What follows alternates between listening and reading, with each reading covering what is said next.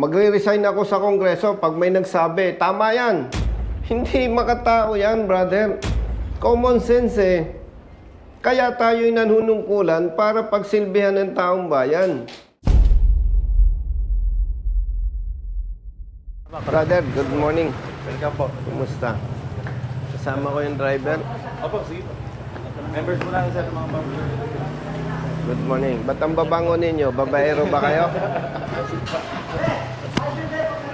Pag mabango, kumusta po kayo?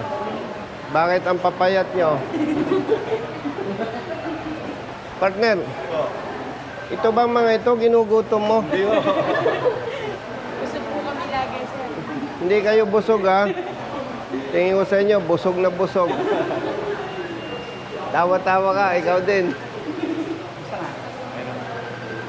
Kumusta, brother? Kumusta, brother? Okay lang po, sir. Anong balita? Andyan po, sir, si Mayor po kasi ay... Walang problema. Walang problema. Okay lang. Alam natin, busy siya eh. Pero Importante, nandito ka. Opo. Kapitan po natin sa Malaginta, ABC po natin. Opo. ABC, yan ang gusto ko kakampi, hindi ikaw. ABC Kasi hawak siya niya lahat ng barangay captain. Kaya effective today, mas gusto ko siyang kaibigan kaysa sa'yo. Sama natin siya sa meeting. Sama natin siya. Tama, tama. Picture mo na. Pagka barangay ABC, may picture agad. Tiyan mo, pagka ABC President, no?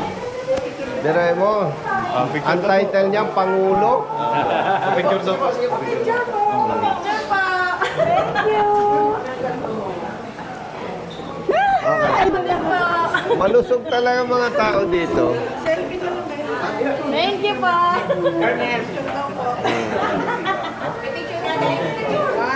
Nabibipicture na tayo. Thank you po. Halika, halika. Oh, ito mo na.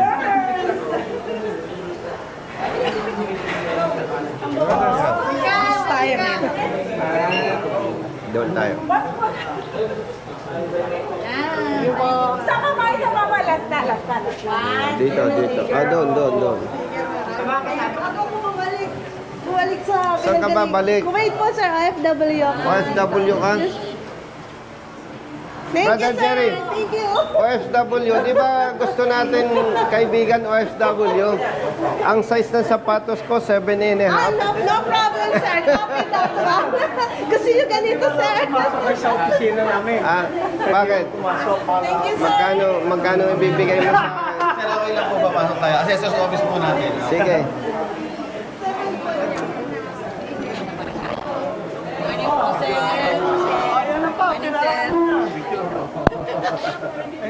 Bakit, Chief? Bakit malulusog ang tao mo? Ma'am Cecil Gabayan po, head po ng Ma'am. Assessor's office. Bakit ang mga employees natin malulusog? Kasi, sir. Ayan, sir. Ano yan? Ma'am, samahan mo kami. Teka muna. Huwag mo muna i-click. May bayad to, ha?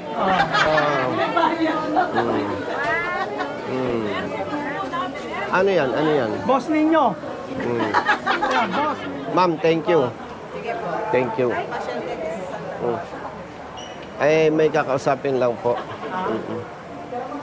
Thank you. Bakit nga kahit sa ako tumingin, magaganda talaga yung nakakaharap ko eh. Thank you, sir. Thank you po. Bye, sir. Thank you.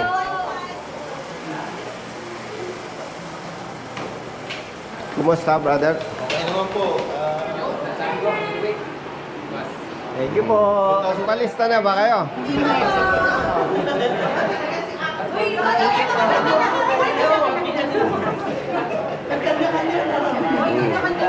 Oh, mas mahal pag selfie ha. Boss, pinanood ko kayo kahapon sa Rusi. Natutuwa ako, ang lulusog ng tao dito. Isa pa. Isa pa daw. Ibig sabihin, mabait si Mayora. Mukhang...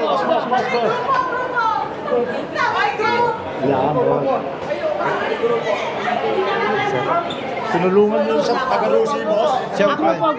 Ladies first. Dasma po, sir. Dasma. Ano na, sir? Six wheel. Thumbs up, siyempre. Thank you po. Yan.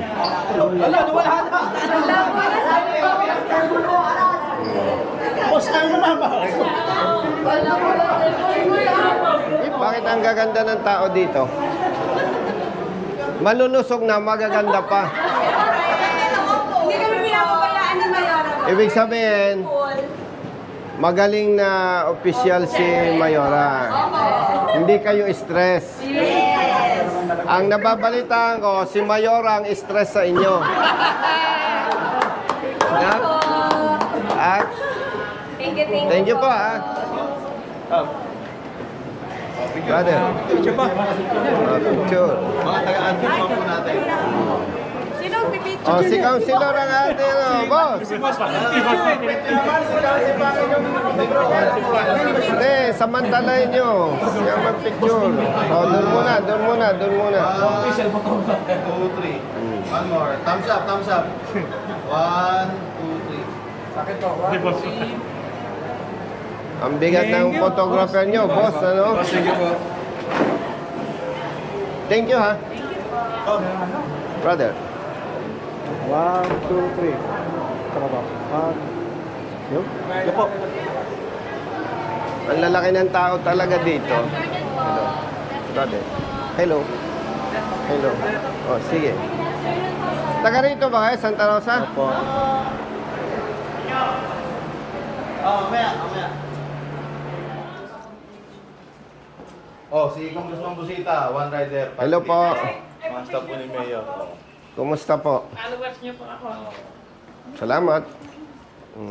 Thank you po. Hi, brother. Ma'am, thank you, ha? Pinapanood ko po lagi yung inyong ano. Salamat po. Salamat po.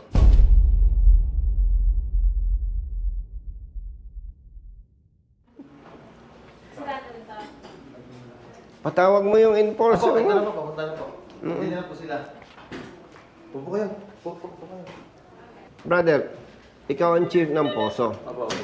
Siya ang chief ng traffic. Yes po. Kasi, itong truck driver, brother, tumawag sa opisina, dala ng pagod at antok, tumigil siya doon sa malapit sa Coke. Madaling araw yon. Madaling araw. Mga anong oras? Alas 3 po. Mga bandang alas 3. Ngayon, brother, pasensya kung may ordinansa kayo. Hindi ko naman pinapalaki ang ulo ng truck drivers. Pero pag akong tatanungin mo, mas makakabuti, brother, na pag inaantok ang driver, Magpahinga po. tumigil, magpahinga. Kasi kung hindi nila gagawin yon dahil sa sobrang takot sa mga enforcers, baka naman yung kapamilya pa natin ang sagasaan yan. Madisgrasya. So, regardless kung may ordinansa o wala, pinapaboran ko yung truck drivers na tinitigil ang truck, nagpapalipas ng antok. No. Kasi yon ang ligtas eh. At ang isang problema kasi sa atin, sa pangkalahatan, wala tayong spaces, area na dapat ilaan sa mga truck drivers o sa motorista. Ngayon, kung kayo may ordinansa na bawal tumigil, ibang usapin yon.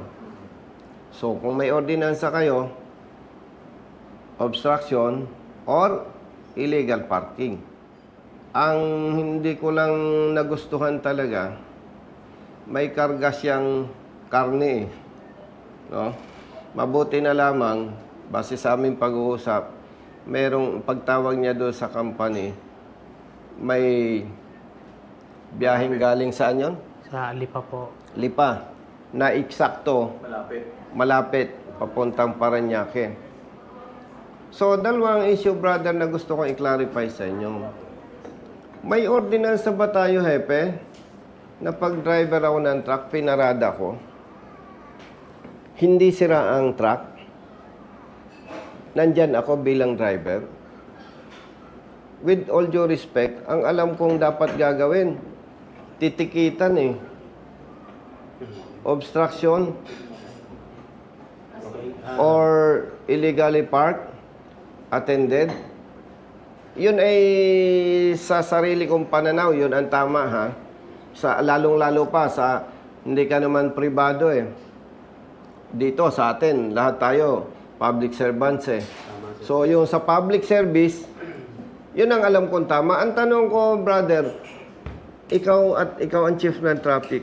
May ordinansa ba kayo na pag tumigil, Yes sir, meron po. impound? Yes sir. Pero may provision po doon, may elemento po siya. Hindi ba, nagpadala po ako sa opisina mo dahil ba? Kapatid, simplihan na lamang natin Sige. Meron po doon provision. para madali. May elemento po siya doon na pag na more than 15 minutes, na-violate po yung towing ordinance. May tao... Paano mo nasabing 15 minutes? Sa ngayon po, may body worn camera yung mga enforcers. Pero alam mo, paumanhin ha, pag sinabi mong 15 minutes, halimbawa, truck driver, truck, Yes sir. ibig mo ba sabihin, may body worn camera ako, brother, naispatan ko siya o orasan ko siya? O mag-approach ka sa kanya? Ang ginagawa po kasi yung iba, wala po yung driver. So, Hindi, wag na, hindi, simplihan natin, Hepe. Yes po. Magugulong, mag-mekos-mekos tayo. May driver, hindi sira ang sasakyan, at ang mabigat pa dito, may kargang karne. Ang tanong, yung 15 minutes sinasabi mo, saan mag-start yon? Kapag na makita po ng enforcer, O sige, kunwari, enforcer ako, nakita ko siya, tatakbo ang metro. Hihintayin ko yung 15 minutes? hindi sir, sasabihan siya, bawal po dyan, but not necessary din na pausapin pa siya. Bawal po kayo dyan, alis po kayo dyan. Sir. O sige, point by point. May nagsabi sa'yo, bawal dyan, umalis ka. Wala po, sir. So, with due respect sir, ano, ilang taong ka ng driver, brother? Mag-it po. 8 years. So, alam mo ba ang batas na ang National Highway ay hindi dapat paradahan? Mayroon man yung signage? o- Brother, excuse me. Yes po. Ha? Siyempre, tumawag sa akin, natural, pagtatanggol ko ito. Yes po. Ang pinag-uusapan na nga natin dito, brother, Apo. may violation siya. No? Opo. Hindi na pinag-uusapan, alam mo ba o hindi? Ang pinag-uusapan dito, may violation. Keso illegally parked, attended, or obstruction, may violation. Meron. Ang nililinaw natin dito, brother, kung talaga palang ang ipinatutupad ninyo, may driver, hindi sira, impound, o sabi mo 15 minutes, sasabihan, ito talaga, hindi ito po pwedeng magsinungaling sa akin. At, Hepe, more than 30 years na ako sa advocacy. Yes sir. Batang sundalo pa ako, pag may mali, pinagtatanggol ko na. At ako, itataya ako sa iyo 100%. Hindi ito magsisinungaling. Bakit, brother? Without bias. Apo. Ipalagay mo, brother, ikaw yung driver. Sabihan kita, driver, bawal dito, umalis ka, magmamatigas ka, hindi? Hindi na po. Oh. Kaya, pasensya, Sige sir. papanigan ko ito. O, sige. Ang tanong ko sa'yo, may ordinansa. Yes po. Gusto mong sabihin na wag mo nang buksan yan kasi matatagalan tayo, may hinahabol akong oras. Alam mo, kailangan makarating ito kay Mayor. Kasi, kumpiyansa ako na hindi ito klaro kay Mayor. Kasi hindi makatao, walang public service doon. Biruin mo, inaantok yung driver, nagpapahinga, tapos impound mo yung truck. Wala, brother, public service doon. Samantalang ang tama noon, driver, bawal ditong pumarada. Pasensya ka na. Lisensya, ORC out. Ticket. May ordinansa kami, may paglabag. Permahan mo, balik lisensya. Ang babayaran niya lamang, yung paglabag niya. Obstruction. Eh, samantalang, hepe, in-impound siya, 5,500 ang babayaran. Alam mo bang masakit nito? Magpapadala yung boss niya ng 5,500, i-deduct sa kanya. Kasi yung mga boss, ipinagpapalumagay nila na talagang siya ay nagkasala. Kasalanan po. Pero kung ang pag-uusapan natin ay public service, sigurado ako, pag makarating ito kay Mayor, yan ay kumpiyansa ako. Ipapaamyendahan niya yan sapagkat kamukha na kayo ng Dasmariñas na ang kaibahan lang doon sa Dasma, kinaklamp, hihilahin ng kaunti, ikaklamp, Okay. 5,000. Ang sa inyo, 5,500. Ang mabigat lang sa Dasmariñas, pag nailipat yung truck, nagcha-charge sila ng 1,000 pesos per hour. Yun ang malupit doon. Pero magkamukha yung ordinansa nyo. And hindi pa naman ako naging mayor, pero hindi naman lahat ng mayor yung bang, siyempre may proseso yung pagpasa ng ordinansa Yes po. Pero kung sinasabi mo, Hepeng, may ordinansa, 100% akong naniniwala. Hindi papabor dyan si Mayor kasi unang-una, bakit may mga nahuhuli kay sa Santa Rosa? Hindi naman yan nakikiraan lang yan, brother. Opo. Most likely, most probably, may dalang produkto yan sa Santa Rosa. Opo. May kinukuha silang produkto. In other words, part ng pag-usad ng ekonomiya ng pamahalaan ng Santa Rosa City, may contribution sila. Siya bilang driver, professional, may tax yan. Binabawa sa sweldo. Brother, yung sasakyan, merong motor vehicle users charge. Yung boss niya, may tax. Yung product niya, may tax. Double kill ba? So, sinasabi mo kapatid, talagang may ordinansa na ganon. Yes po, at in fact, nabigyan na kita ng copy. Oo nga. Kaya nililinaw ko kay brother. Opo. Yes po. Oh, ibig... Sa part po sir ng city government at sa pamumuno po ni Mayor Erling, malinaw po na sa pamamaraan po ng gawin ng tao, kailangan pong maglatag tayo ng batas. Pero hindi naman po pasubalit yun para po gipitin natin ang tao sapagkat kailangan po ng tao at ng gobyerno magtulungan.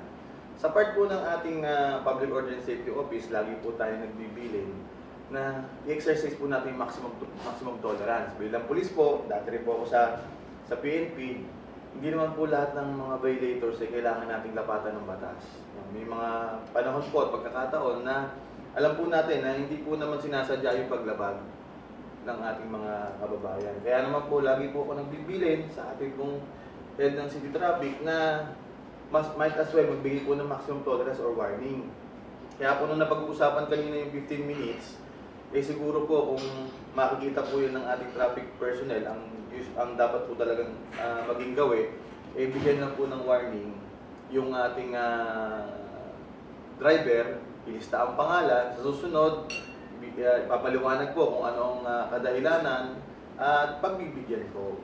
Actually, brother, hindi na yun ang inilalaban ko Opo. Ang inilalaban ko na lang para sa kanya. Kung may ordinansa, may paglabag, Opo. tikitan. Opo. Pero yung ini-impound, Opo. may driver, hindi sira ang sasakyan, parang legal na pang-hold up na yun Opo. Sa pagkakataon pong ito, talaga pong alam na po dito sa lungsod ng Santa Rosa na pag ating pong city government sa Santa Rosa, makatao po, no? So, titingnan po namin ano po yung specifically nangyari sa insidente na to, involving po si... Ganito, brother, hindi naman tayo nagiging bias. Very clear naman May driver, hindi sira ang sasakyan, may kargang karne, in-impound. Mabuti na lamang, nagkataon, yung isang truck ng kanyang boss, malapit na dito, tumawag, nilipat.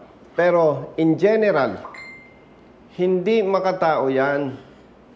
Hindi serbisyo yan. Kasi, ang purpose ng towing, kunwari, tumirik ang truck niya, obstruction. O, dapat talaga hilahin yan.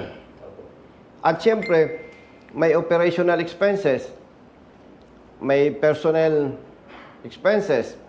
Dapat lang mag-charge. Kasi hilahin talaga yan. Walang driver, hilahin yan. Nasira na ang sasakyan, hilahin yan. Yun ay no question asked, tama yon. Pero yung may driver, hindi sira ang sasakyan, magre-resign ako sa Kongreso pag may nagsabi, tama yan. Hindi makatao yan, brother. Common sense eh. Kaya tayo'y nanunungkulan para pagsilbihan ng taong bayan. Pero ako, in fairness naman kay Mayora, no? Sigurado ako hindi malinaw sa kanya yung ordinansa na yan. At ako, nire-request ko kapatid, hindi ka naman mag-chief ng poso kung hindi ka malapit kay Mayora. Isa ka sa malapit sa kanya. Paki-review ninyo yung ordinansa. Sir, tama po kayo sir na hindi po masyadong user term, hindi masyadong malinaw kay Mayor. In fact sir, ang lungsod ng Santa Rosa ay business-friendly city. Tingnan mo, sabi mo, business-friendly city. Ay kung ganyan ang ordinansa, ako, ang business ko, tracking. Hindi na lang ako mag-deliver sa Santa Rosa. O, kontra eh. Kung ganito po, no? May particular incident na rin po before na na-brought up ko po yan sa ating mga personnels, no? At natulungan naman po natin yung tao na nahuli, no? Kaya nga po ang hinihingi ko po ay pagkakataon para sa part po ng ating mga traffic enforcers na pag nilayan po nila yung mga insidente nangyayari na hindi naman po natin, generally, ang intention po natin maging makatao talaga. So, Brother, excuse me. Hindi ko naman pinagtatanggol ang enforcer ninyo. Pero ang malabnaw at ang questionable dyan, ordinansa. Samantalang kung simplihan natin ang ordinansa, ang mga lugar na ito ay pinagbabawalan ang pagtigil o pagparada ng mga sasakyan.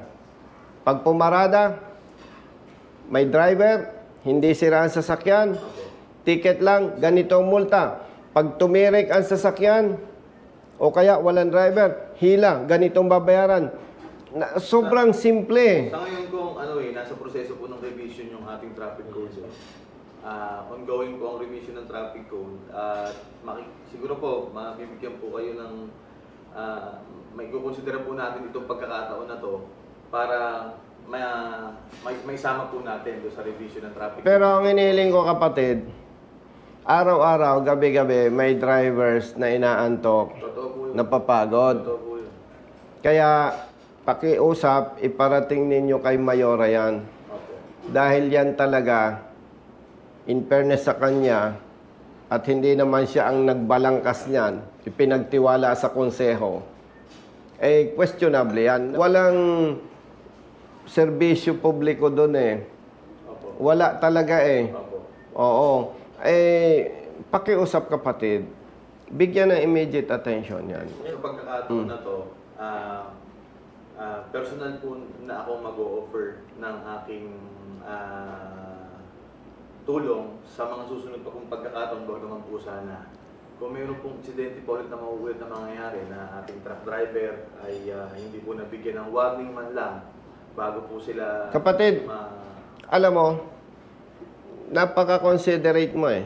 Opo. Yan nga ang warning. Hindi na ako interesado doon eh. Opo. Kasi, hindi mo naman kayang bantayan mga enforcers mo eh. Opo. Ang sa akin lang, simplihan. Pag may driver, hindi sira ang sasakyan, tikitan, pagmultahin. Opo. Okay na yan. Okay po. Oh. Kaya nga po sir, sa susunod na insidente ko, na huwag naman po sana mangyari at ito pong pagkakataon na ito, sa tingin ko po ay magbibigay na rin po talaga ng kaliwanagan para po sa part din ng ating City Traffic Management Enforcement Unit sa pamumuno po ni Sir Eugene. At alam naman po natin na ating mga personnels, ginagabayan po natin yan araw-araw. Ngayon, kung mayroon pong hindi sumunod sa gabay na lagay po sa tamang pagkakataon yung panghuhuli at pagtotowing, kagaya po na napag-usapan natin sa kanina na talagang halimbawa, traffic na talaga, itinigil niya pa rin doon. Huwag naman dahil meron siyang health condition, dahil nurse din po naman ako, no? Yun po talaga ay talagang iga nga may direktang paglabag sa ordinansa. Pero po sa mga kagaya po nung binabanggit ng ating kagalang-galang na congressman at ating hinahangaan, talaga pong gusto po natin na hindi po na maulit yung insidente na yan. Na kapag po ang driver, ang intensyon po ay magpahinga, ang intensyon po ng driver ay meron pong ayusin o check-in sa kanyang sasakyan para po ligtas siyang makabiyahe, makakaasa po kayo na hindi po tayo aabot sa pagtitiket po. Brother, with respect sa'yo, Apo. kasi may kapangyarihan naman ang mayor Apo. na mag-utos Apo. na kung maaari, kung hindi maayos yung ordinansa, pansamantalang suspended yung implementation nun. Makakarating po sa ating mayor. Kasi kung ang driver, katulad nito, taga saan ka? Nadasmaw, pero Bicol po, sir. Taga Bicol. Ilan anak mo? Sugon. Kamsor po. Ilan anak mo, kapatid? Dalawa po. Dalawa. Alam nyo, ang masamang epekto nito, pag hindi na i-correct yan, kung katulad niyang malayo ang pamilya, may dalawang anak na maliit Apo. ay kung sa takot sa inyo, inaantok, galing Batangas, piliting pumunta ng Paranaque, wag nang mag-exit muna ng Santa Rosa at magpahinga. Ay wag sana, ay baka naman ay kung kapamilya pa natin mabangga niya, magdadamay pa yan eh. Kumbaga, alam mo, ang public service, brother, hindi kailangan napakatalino Apo. May kaunting sentido common lang, magiging mabuti ka ng public servant. Mahalaga po pinahihiral po natin yung kurso sapagkat alam po natin, lahat po ng mga kabayan natin nandiyan sa kalsada, naghahanap po kayo ng Naintindihan naman kita, Master. Yes, sir. Chief, ikaw sa towing, Hindi po. traffic. Sa office po. Ikaw, brother, sa clearing po natin. sa clearing.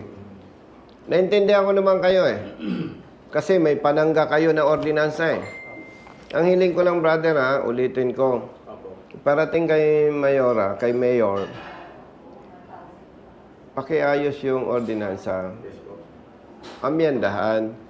Kung maaari nga, mag-provide kayo ng area na mapaparadahan ng truck pero kung wala, ay pakiayos lang yung ordinansa.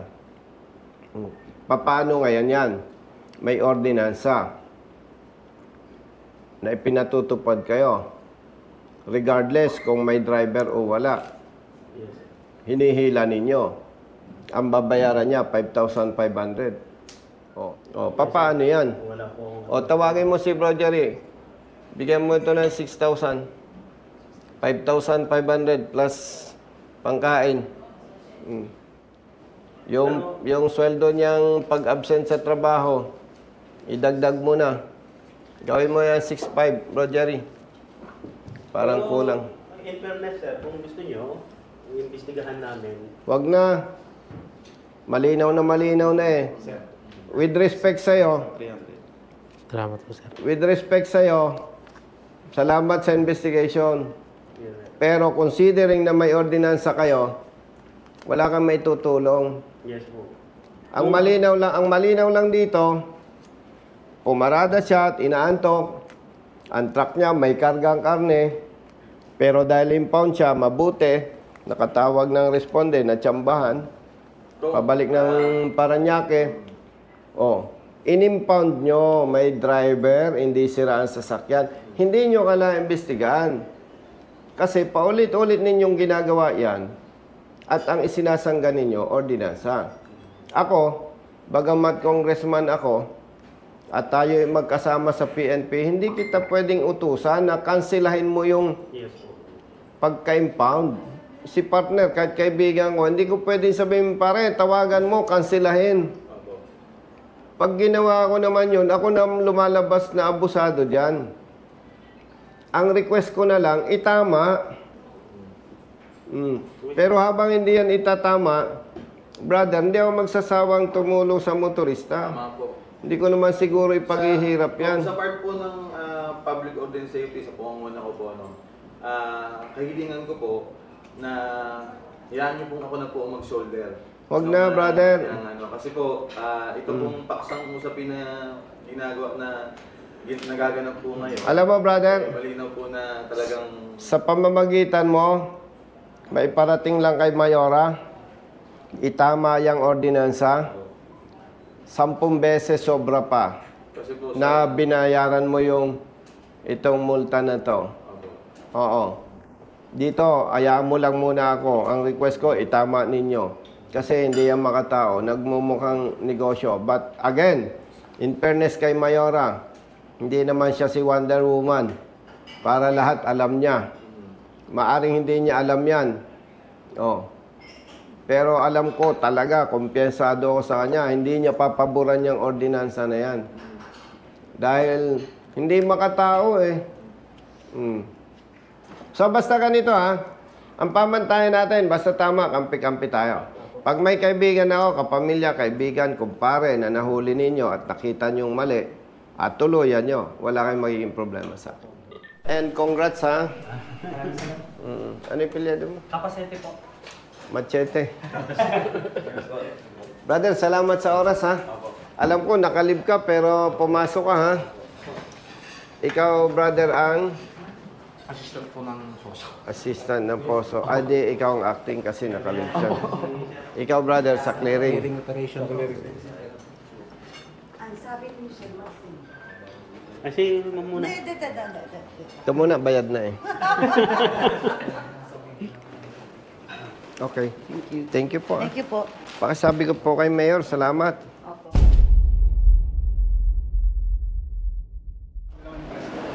Brother, mga congressman.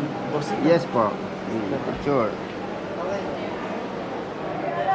Sige. Sige.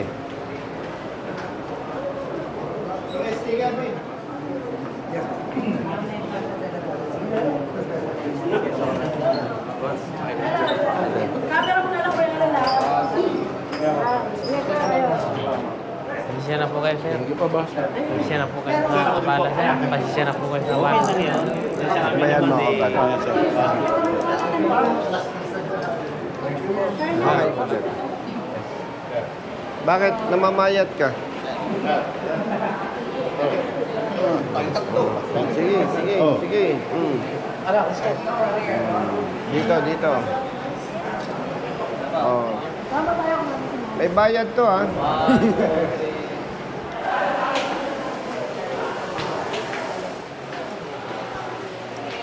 May lakad pa kami, brother. po kayo.